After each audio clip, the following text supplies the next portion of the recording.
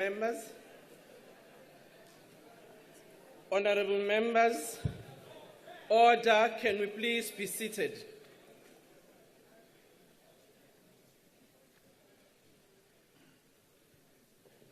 I'd like to acknowledge the acting president, Honorable Godongwana.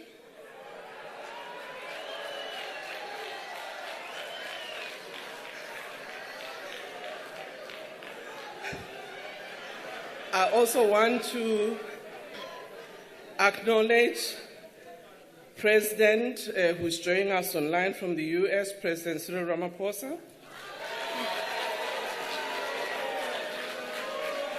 I want to also acknowledge the guests of our political parties who are here, joining us from the gallery, who are now the guests of Parliament.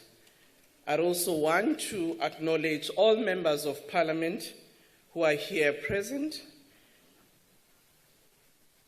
and thank you for having accepted that we use this venue as we deliver the budget today. We've also indicated that for all the major sittings, such as the adoption of all other instruments, we will use the venue where all members will be present instead of being hybrid. The Secretary will read the order of the day.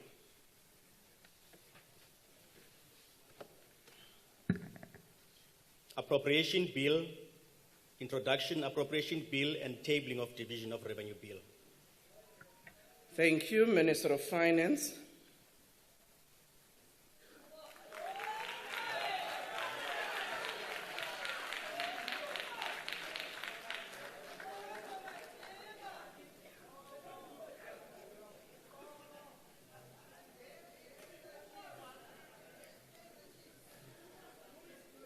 Honorable Speaker, Togodidiza,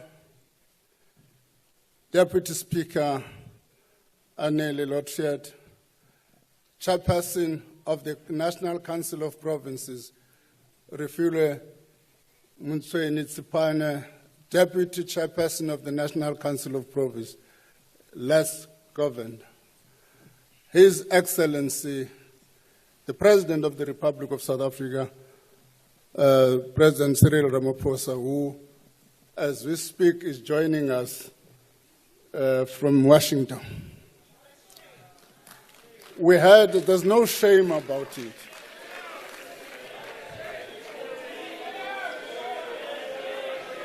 Order, honorable members. Order, honorable minister, you can proceed with your speech. One of the choices we had in discussing with the president was whether we could postpone the budget or we could postpone the trip.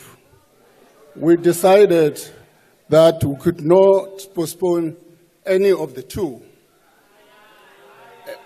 And as you can see in terms of the program of Parliament, the NCOP will be deliberating on the appropriation bill at exactly on the deadline on the 30th of July. We simply can't extend the budget beyond the 30th of July because departments after the 30th of July will only be accessible to 10% of their budget. And none of the departments have got a 10% wage bill which is less than 10%. There are serious implications for that. It may mean that we may have to close government. Honorable Deputy President Paul Mashatile, who is also not with us, for long commitments he undertook before this day was agreed upon. Cabinet colleagues, members of the Executive Council for Finance, Governor of the South African Reserve Bank, Commissioner of the South African Revenue Services, fellow South Africans. Allow me to table the following documents before this House. The 2025 Division of Revenue Bill, the 2025 Appropriation Bill, the 2025 estimates of national expenditure. The revised information on the 2025 estimate of national expenditure. The 2025 budget review published on the 12th of March and tabled here as a key policy reference. Update Annexure A of the March 2025 budget review. Update statistical annexure to the March 2025 budget review. The 2025 budget overview and the 2025 budget speech. The documents tabled here today are additional to the bills previously tabled, namely the 2025 ESCOM Debt Relief Amendment Bill, the 2025 Public Sector Pension and Related Payments Bill, the 2025 Revenue Laws Amendment Bill, the 2025 Rates and Monetary Amounts and Amendment Revenue Laws Bill. Madam Speaker, before I can proceed, I must say even Dr. Kairam Hopper has accepted that the victory of Kaizer Chiefs is of national importance. Order, honorable members, don't divide the House. The game was a very good game. Let's not talk about the scores. Let's proceed with the budget. Madam Speaker, a national budget is not merely an accounting exercise measuring what we earn and what we spend and what we borrow as a nation. It is a reflection of the difficult trade-offs needed to balance fiscal sustainability while simultaneously addressing the developmental goals. It is unsurprising then that the increase to value-added tax proposed on March 12 created so much debate. A vital debate, no doubt, but one that also created some uncertainty. There's clarity now that will remain at 15%. The decision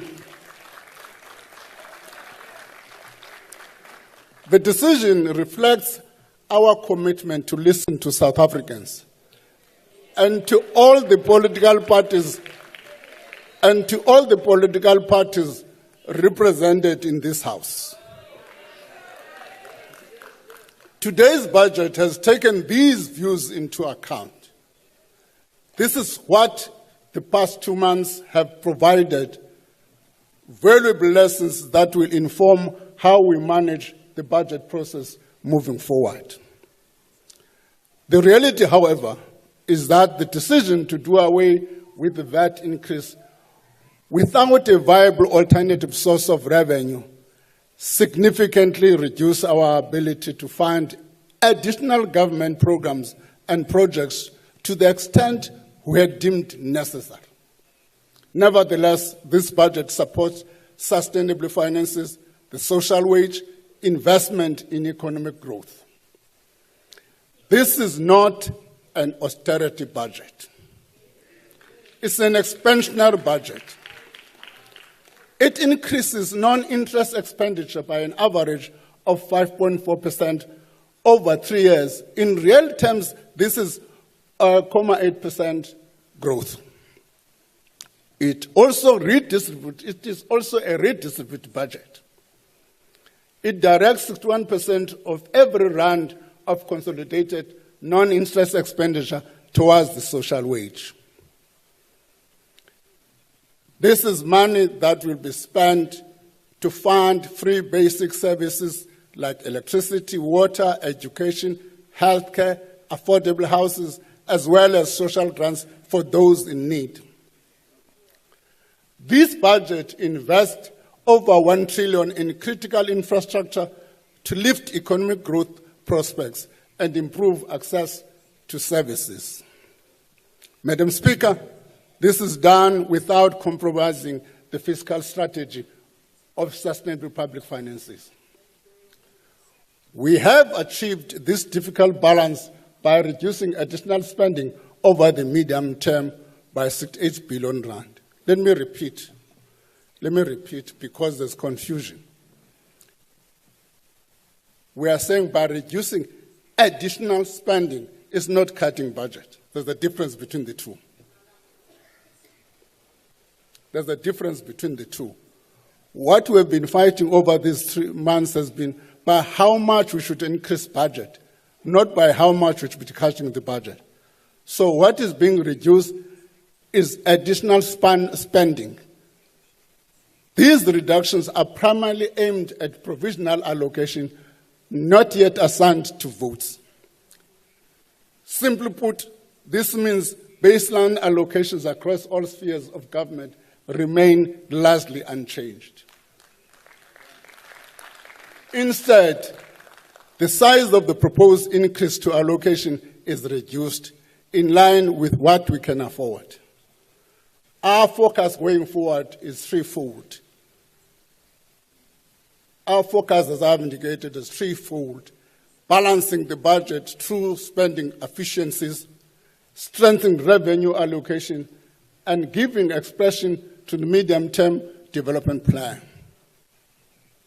This undertaking is not insurmountable if we work together, stay focused, and persevere to chart a better course for our economy and our people. Turning to the economic outlook, Madam Speaker, much has changed since our last appearance in this House. The most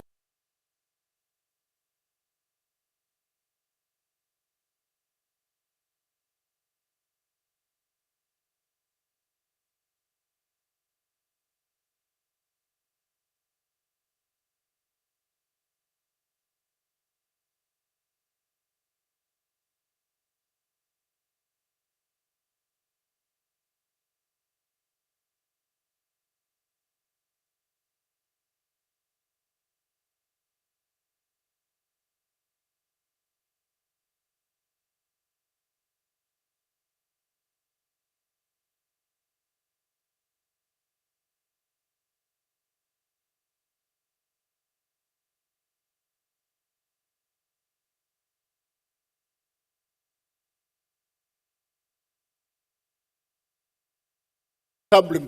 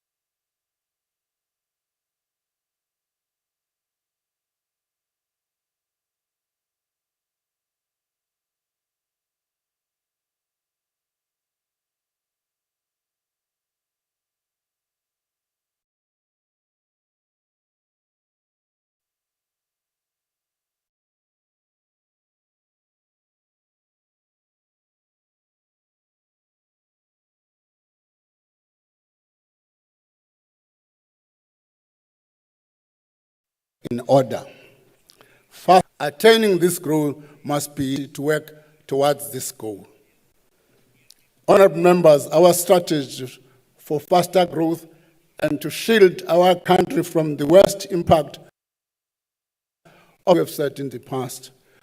Maintaining macroeconomic stability, implementing structural reforms. In turn, this creates a conducive. Honourable members, prudent fiscal policy is a key component of maintaining macroeconomic stability. The balanced fiscal strategy we are presenting today reflects this. It stabilizes debt as a percentage of GDP, achieving a primary surplus, expanding infrastructure investment, and supports the social wage. In 2025-26, government debt is projected to stabilize at 77.4% of GDP. While this is 1 percentage point higher than projected in the March 12 budget, it is mainly due to lower nominal GDP. The main budget deficit decreased by 8 billion over the MTF.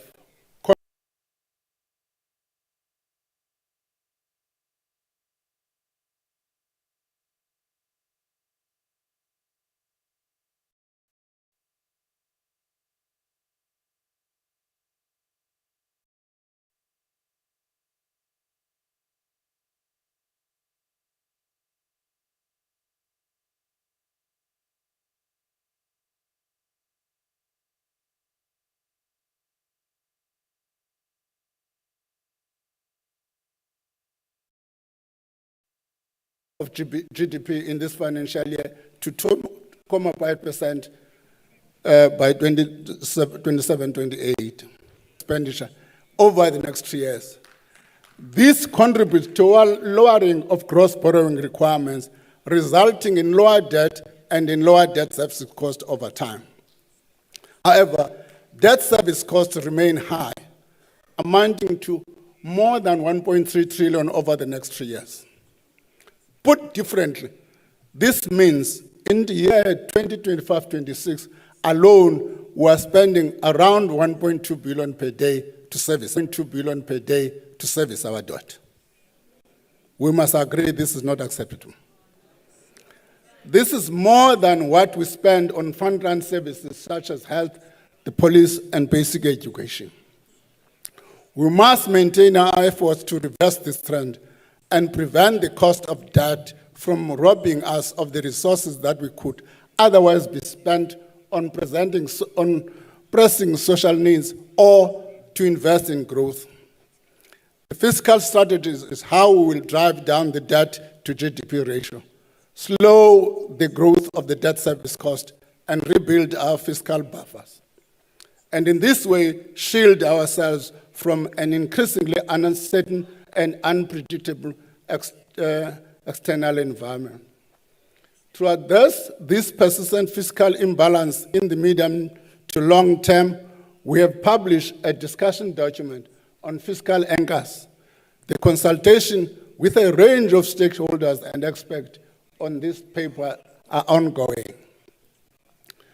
Madam Speaker, a bigger, faster growing economy and the larger fiscal resources that come with it are the key to build up the fiscal room we need to meet more of our developmental goals. The second pillar of the economic growth strategy is our continued commitment to implement growth-enhancing structural reforms. Through the first phase of Operation Vulindlela, bold and far-reaching reforms were implemented in the next work sectors and the visa regime. As a result, numerous economic bottlenecks have eased, new investment unlocked, and the growing potential of the economy enabled. Yet the economy still faces constraints. During the launch of the second phase of Operation Vulindlela 2 weeks ago, the President amply pointed out that, and I quote, "Our economy needs to grow much faster to create jobs that we need and to achieve prosperity for all," close quote. In energy, water, logistics, and in the visa regime. Improving the performance of local government. This includes government fiscal framework, harnessing digital transformation in order to drive the adoption of digital technologies in government and build a digital public infrastructure for use by all South Africans. Addressing this apartheid legacy of spatial inequality, reforms will include changes to the housing policy and accelerate the release of public-owned land and buildings. This will also entail clearing the backlog of title deeds for affordable housing and a comprehensive regulatory review aimed at removing barriers to the development of low-cost housing. Tackling these structural concerns will ensure that impediments to faster growth are removed. Madam Speaker, the budget process this year has been contentious, mainly due to the tax proposal announced on March 12. I want to assure the public and this House that the aim of the March 12 budget was to balance the necessity of growing the economy with the equally urgent need to repair and rebuild public finances. This remains our goal, and as I've already said, the proposed increases in VAT rate in 25, 26, 27, 28 have been dropped. As a result, the expansion of the zero-rated basket, which was included to cushion poorer households from VAT rate increase, falls away. Madam Speaker, compared to March estimates, tax revenue projections have been revised down by 61.9 billion over the 3 years. This reflects the reversal of the VAT increase and the much weaker economic outlook. In this difficult environment, it remains vital that we still take actions to increase revenue to protect and bolster frontline services, while expanding infrastructure investment to drive economic activity. To this end, the budget proposes an inflation-linked increase to the general fuel levy. For the 2025-26 fiscal year, this will only new tax proposal that I'm announcing. This is the first fuel levy increase in 3 years. It means from the 4th of June this year, the general fuel levy will increase by 16 cents per litre and 15 cents per litre of diesel. Unfortunately, this tax measure alone will not close the fiscal gap over the medium term. The 2026 budget, therefore, need to propose new tax measures. I repeat, the 2026 budget will therefore need to propose new tax measures aimed at raising 20 billion rand. We have allocated an additional 7.5 billion over the medium term to increase the effectiveness of the South African revenue services in collecting more revenue. Part of this allocation will be used to increase collection from debts owed to the fiscal. SARS has indicated that this could raise between 20 billion and 15 billion and 50 billion in additional revenue per year. Another part of the additional allocation to SARS will be used to improve modernization. This will include targeting illicit trade in tobacco and other areas, which should boost revenue over the medium term. As SARS utilizes this investment to raise additional revenue, which I believe can be at least 35 billion, the 20 billion to close this current revenue gap will not have to be raised through taxes.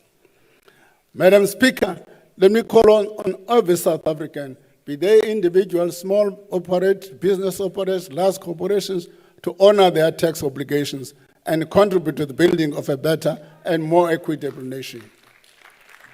To all taxpayers that continue to pay their taxes, thank you. We do not take this for granted. As a government, we know that we must earn the taxpayers' trust every day by spending public money with care and ensuring that every rand collected is spent on its intended purpose. We recognize the urgent need to do more to achieve this goal. We are not deaf to the public's concern about wasteful and inefficient expenditure. Our commitment to collect taxes must be matched by better efficiencies in how that money is spent. It must be matched by much stricter oversight that quickly identifies problems and provides timely solutions when things go wrong. Honorable Speaker, members of Parliament and fellow South Africans, before I continue, allow me a moment to share with you an open letter from a young medical student, Sarah Stein from the University of Cape Town. I've read and reread this letter since it was published on the 7th of May. The extract of the letter I want to share may be disturbing to some, but perhaps familiar to many of you, too many. The situation this young doctor describes of the state of public hospitals and the emotional toll of working day after day without the basic resources necessary to help people in need is the heartbreaking reality that this budget hopes to address.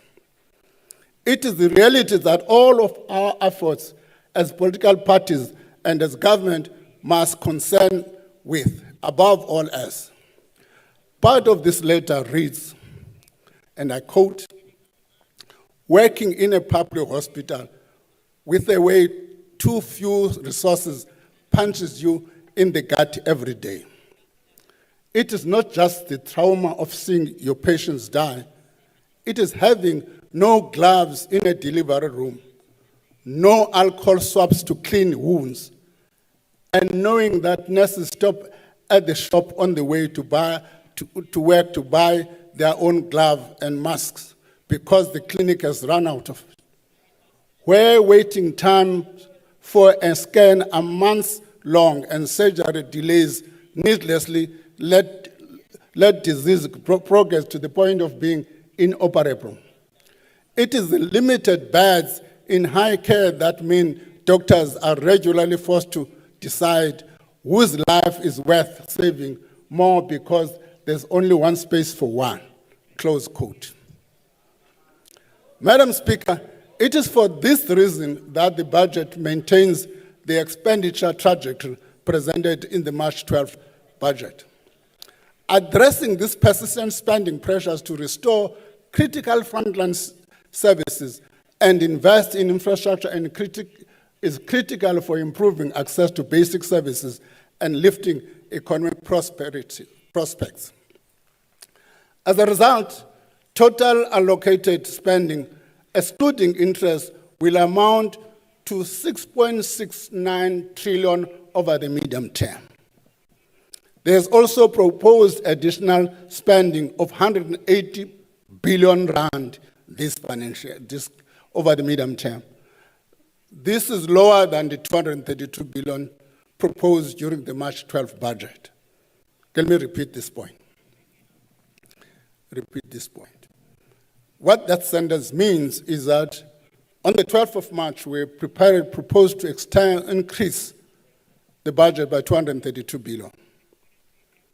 In the current budget, we're still increasing, but with a lesser amount, 180 billion rand. A breakdown of the sector allocation is as follows. The provisional education sector baseline over the 2025 MTF is 104 trillion, and 9.5 billion will be added over the medium term to keep the teachers in the classroom and hire more staff. And an additional 10 billion has been added to the baseline as announced during the March 12th budget to expand access to early education childhood, and is kept unchanged. This will increase early childhood development subsidy from 17 rand per child to 20 per day to 24 rand. The extra funding will also support increased access to early childhood development for 700,000 more children up to the age of 5 years. The provincial health budget is 845 billion over the medium term. This budget will be increased by 20.8 billion over the 3 years to employ 800 post-community service doctors and essential goods and services, and the reduction of accruals. This increase will also assist the sector in addressing personal budget pressures. For April 2025, the old age grant increases remains as well announced by 130 rand, split into 220 and 10. Where, as the original stated, the SRD grant, the COVID SRD grant, Day of Distress, will be extended by up to March 2026. We need to explain this. Does it mean it's not going to be extended beyond March 2026? The answer is no. The answer is no. Government is actively exploring various options to better integrate this grant with employment opportunities. This includes considering a job seekers allowance and other measures as part of the review of the active labor market program. Our goal is not only to provide immediate relief, it is also to create pathways to employment, empowering our citizens to build better futures for themselves and their families. We're also reconfiguring funding for the troop deployment to the Democratic Republic of Congo. This is in the light of the announcement of the South African phase withdrawal from the East African country. In this regard, the 5 billion we had proposed to allocate to the Department of Defense for its participation in the SADC mission in the DRC is reduced. But the allocation of 2025, that has been an increase from 180 billion rand to 3 billion. Let me just explain this a bit. Originally, we had 3 phases of increase for the Defense Force. In this financial year, it was going to be 1.8, and then up to the next financial 5 billion. What we have done, because now the Defense Force is coming back, the cost of bringing them back is higher in this financial year. What then are the implications is that we've moved an amount to this year, which makes the amount for this year becomes 3 billion to cater for the immediate cost of the orderly and safe withdrawal of our troops and mission equipment. Madam Speaker, 885 million of the allocation is for the Independent Electoral Commission. 550 million for the South African Police Service and the South African National Defence for the maintenance of public order. This investment contributes to upholding the democratic processes and ensuring that every South African can exercise the right to vote in a safe and secure environment. This budget also retains the provisional allocation to early retirement, allocation for PRASA and the municipal trading entities reforms announced before, but at a slightly lower level than anticipated in the March 12th budget. Madam Speaker, the spending choices we're proposing today demonstrate the government's determination to bolster the state capability needed to deliver quality, reliable, and sustainable cost services. This is what Pillar 3 of the economic growth is about. Despite the additional allocations we've made here, there are other long-standing spending pressures that persist but cannot be funded within the current envelope. This is the nature of the policy trade-offs, prioritizing what we can do now and what we must postpone and spend on later when our resources allow. The spending pressures that may require funding later this year include, among others, the withdrawal of the Presidential Emergency Plan for AIDS Relief called PEFRA funding, particularly which was through the USAID. We've not made provision for the allocation for that now. The Department of Health has just given us the numbers a couple of days ago. Once the resources allow, we'll deal with this matter. The budget facility for infrastructure, the Passenger Rail Agency Service, PRASA, as rolling stock, accommodating population changes that impact on the provincial equitable share allocations. We have done a change in the equitable share which impact negatively on certain provinces, and we've agreed we must cushion the impact on those 3 provinces. Strengthen the capabilities of the Office of the Chief Justice and Statistics South Africa. Political party funding is not catered for here. Additional, I'm not saying which is coming through Parliament as is entire, but additional political funding is not catered here, and provisional infrastructure for royal households. Also, what is not provided here at the cost of the national social dialogue.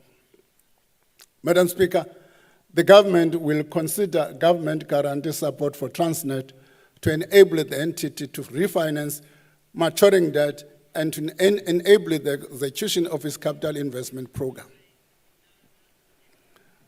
Honourable members, when an economy underperforms, as ours has over the last decade, it generates less tax revenue while requiring increased social spending, widening budget deficit, and accelerating debt accumulation.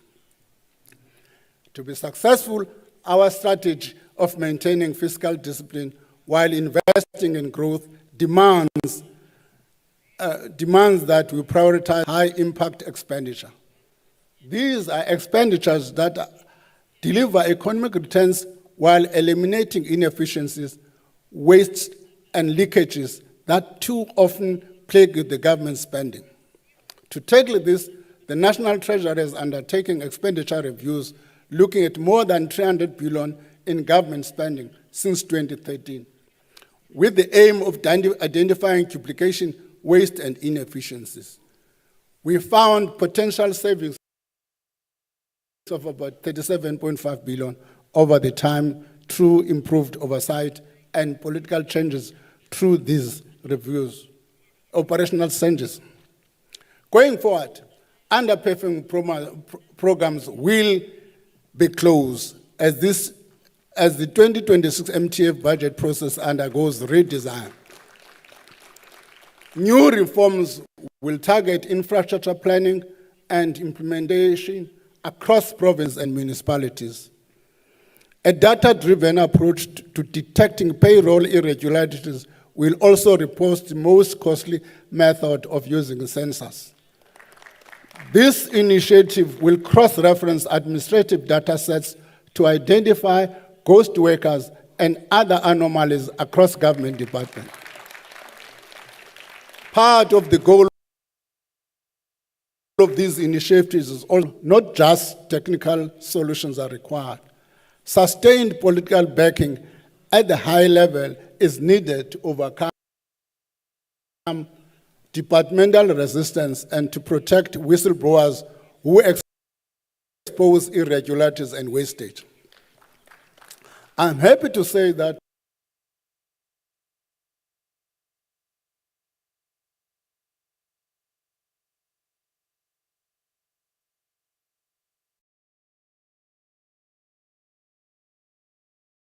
this political backing, cabinet colleagues, all my colleagues,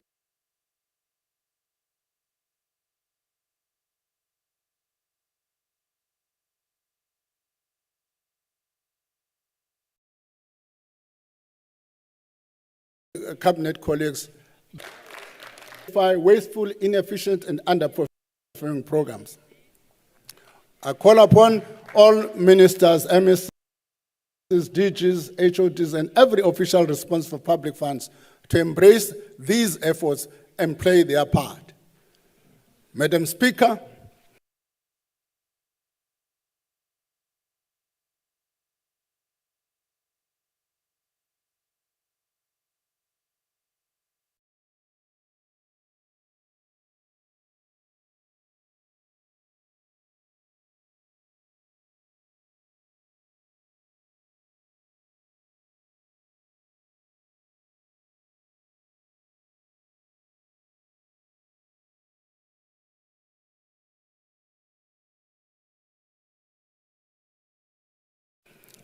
The division of national rates will see it.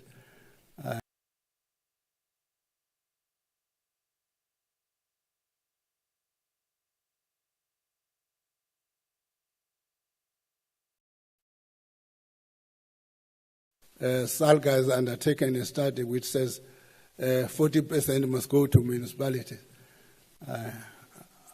I said that's a battle between the different spheres. All I have is the envelope. As long as you can find each other within that envelope, I don't have a problem.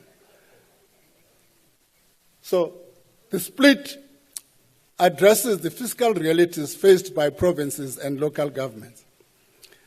The allocations will fund increases in the cost of bulk water and electricity cost provided for the free to needy households, for free to needy households. In 25-26, 83% of the local government equitable share provides for a free basic service package of 610 per month to 11.2 poor households. Honourable members, this package of free municipal services continue to be a key tool for reducing poverty and inequality, raising living standards and facilitating access to greater economic opportunities. The reality is that sustainable local government finances does not depend merely on enforcement mechanism, but on delivering genuine value to communities. Declining revenue collection rates are often a function of the quality of the services. Municipalities must recognize that quality service delivery is not just a constitutional obligation, but also a cornerstone of their financial viability. Tackling corruption remains a major priority of all arms of government.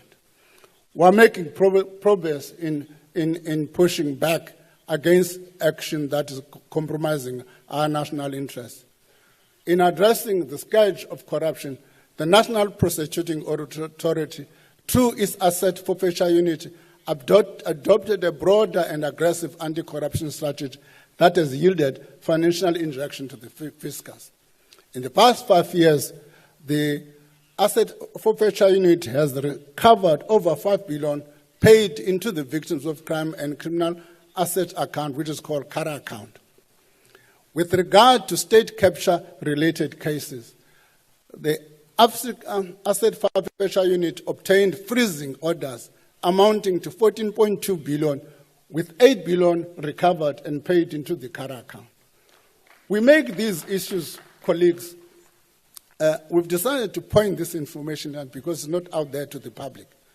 There's a tendency that says nothing is being done. And I think we need to put this information into the public domain.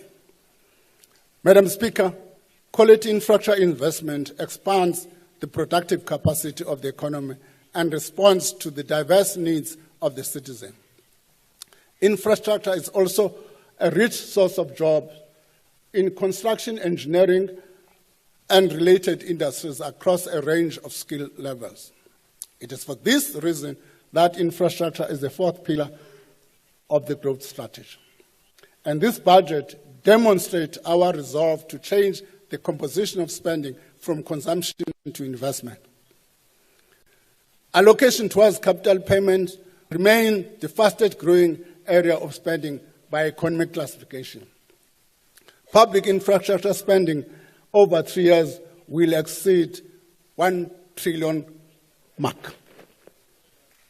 The key question all of us should be thinking about: if we're to spend this amount efficiently and effectively, the impact on the economy will be massive.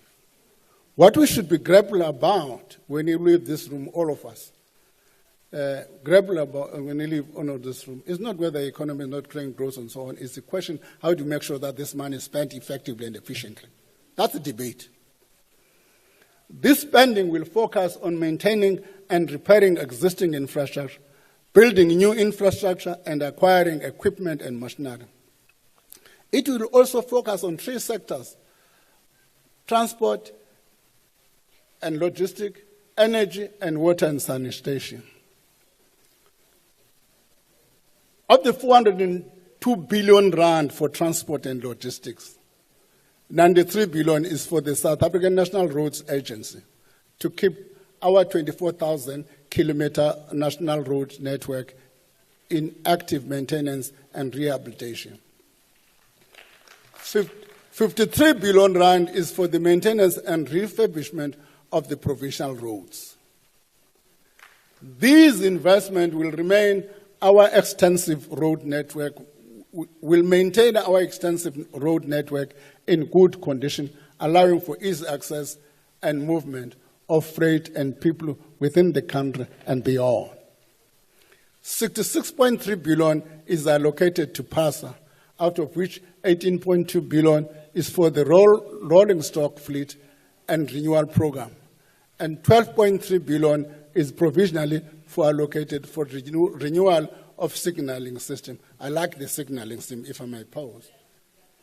I like that. I can see Honorable Hlego said, because what we're talking about is the speed with which trains in our communities and townships will change.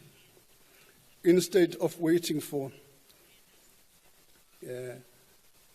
30 minutes or so for a train, you'll have a train probably in every 15 minutes.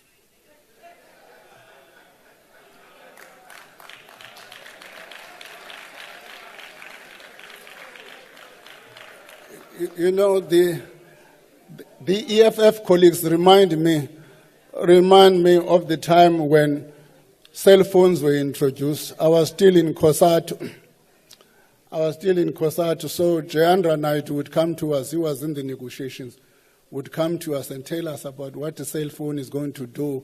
If you are in the field, you're going to take this thing from your banklet in rural areas. I said, hey, how can this be possible? This is going to happen, is not a tale.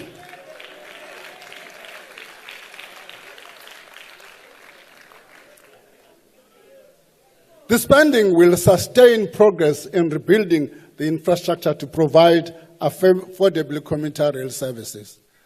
This will enable PRASA increase passenger trips from 60 million in 24-25 to 186 million to the end of the MTF period. Access to safe, reliable, and affordable commuter service is critical for low-income earners who spend more than 50% of their income on transport. You know, before I go to the energy sector, I made an example last time on the 12th, except that you didn't accept what I was trying to say, but let me repeat it. I made a comparison last time and said, the World Bank has published something which compares the worker from South Africa, same amount of money, and said a South African worker will end with a disposable income less. And it says why? Because the cost of transport for the South African worker is higher than the Indonesian worker. That's the difference. So it's quite important that if you are of concern about poor people, these things should be of interest to you. The energy sector will invest 219 billion rand.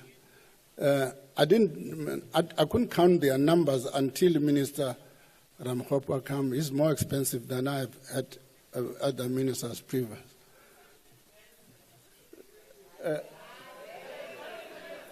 Order, honourable members. Let's allow ministers to continue. I'm old enough for him, so it's not a problem. So the 219 billion on strengthening the electricity supply network from generation to transmission and distribution. This includes investment in renewable energy projects which continue to contribute to stabilizing the power supply, resulting in reduced load shedding. Efforts to connect more renewable energy projects to the grid and expanding the transmission network through a multi-line transmission package remain on track. The water sanitation sector will spend 156.3 billion on expanding our water resources and service infrastructure, including dams, bulk infrastructure, service mines, factories, and farms. Honourable members, maintenance is important to prolong the life of our infrastructure assets, in addition to ensuring that infrastructure services are reliable and not unnecessarily interrupted. This is the reason our budget emphasizes the aspect of, in addition to building new infrastructure, to further support infrastructure delivery and improve spending efficiencies, the National Treasury continue to implement reforms that will facilitate greater private sector participation in the public infrastructure. The new regulations from public-private partnership were gazetted earlier this year and will take effect next month. These will reduce the procedural complexity of undertaking PPPs, increasing the deal flow and allowing government to leverage its limited resources to fast-track infrastructure provision. The National Treasury has developed enabling guidelines and framework to support the new guide regulation. Specifically, the unsolicited proposals framework will create clear rules for managing proposals from the private sector, and the framework for fiscal commitments and contingent liabilities will strengthen fiscal risk governance. These regulations and frameworks will be published in the next few weeks. The recently established private sector participation unit of the Department of Transport and Transnet are making progress in engaging the market on PSP's project. The PSPs will resolve and improve some of the critical logistic bottlenecks. Win the elections first.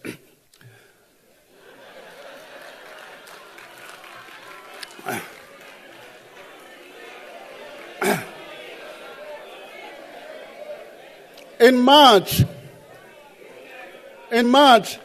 a request for information was issued for the ore, chrome, coal, and manganese lines.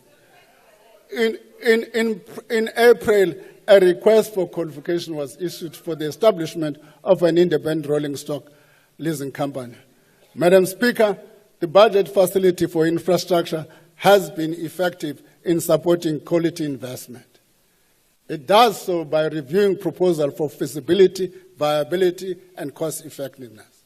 To date, 52.9 billion in additional funding has been unlocked through this process. To scale up this success, the BFI has been reconfigured to accept proposals quarterly rather than annually. In this regard, I'm pleased to confirm that processes of issuing our first infrastructure bonds in 2025-26 remains intact. We are exploring alternative financing instruments to allow pension funds, commercial banks, development banks, and international financial institutions to participate in financing our infrastructure plans. These reforms, Madam Speaker, are how to plan to leverage infrastructure investment to ease supply-side constraints to the economy and improve access to social service the people get. Honourable members, today is about delivering on the hope for a better life, a better future. It is an attempt to meet our shared goals of redistribution, redress, and structural transformation. This budget supports economic activity while raising future economic prospects, direct spending toward the social wage, and invest in state capability and critical infrastructure. All the while promoting fiscal sustainability so future generations are not burdened by the decisions we make today. We are not there yet, but I believe there is consensus in this House that around the country that this is the destination we need to strive for. The recent events have shown us that political debate is part of any vibrant democracy, and that this is not about differences on these goals, but about how they can be achieved.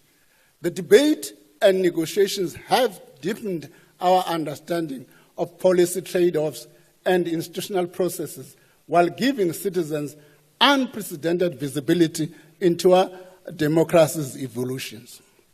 Negotiation, debate, and compromise, as we have seen unfold over the last weeks, has been a necessary, if sometimes painful, investment in the productivity of future government reform in the new political environment. We have all gained a better, deeper appreciation of each other's policy positions and which trade-offs each of us is willing to contemplate.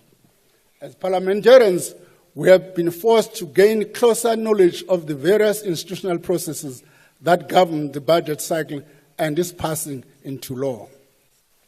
The public has had a front row seat to the growing pains of vibrant and committed democracy. This is a good thing. Our journey towards national prosperity belongs to every South African. Speaker, as I close, allow me to express my gratitude to the President, Deputy President, who are not with us today, and I forgot in my salutation to greet the acting President, who was unfortunately some weeks ago, was also an acting president, but unfortunate for 3 hours. He was already telling us in those 3 hours,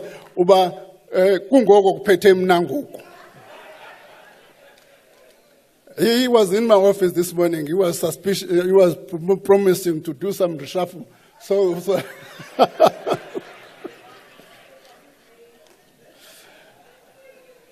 congratulations, Kwat. President and Deputy President, I have to thank them for their support. Our country with them is in safe hands. My appreciation also goes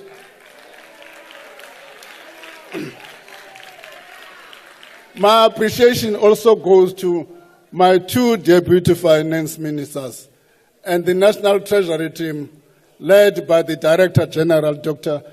Peterson. They have all helped to shape tremendous workload. As they say, many hands make a light work.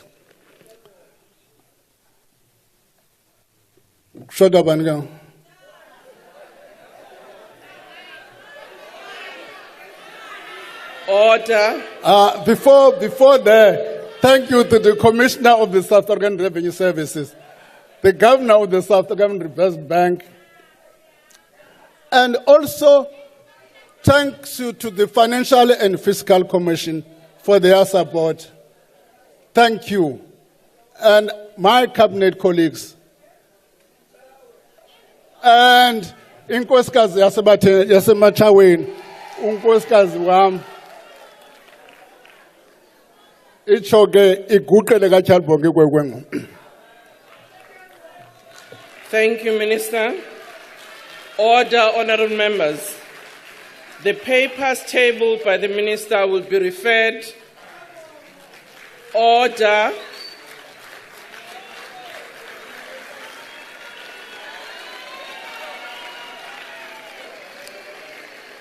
Order, honorable members. The